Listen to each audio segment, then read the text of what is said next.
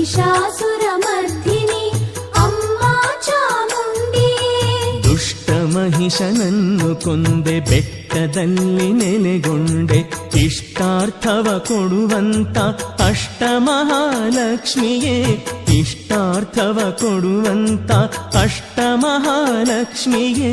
ಅಂಬಾ ಭವಾನಿಯೇ ದೇವಿ ಮಹಾಶಕ್ತಿಯೇ, ಮಹಿಷಾಸುರಮರ್ಧಿನಿ ಅಮ್ಮ ಚಾಮುಂಡಿಯೇ, ಮಹಿಷಾಸುರಮರ್ಧಿನಿ ಅಮ್ಮ ಚಾಮುಂಡಿಯೇ.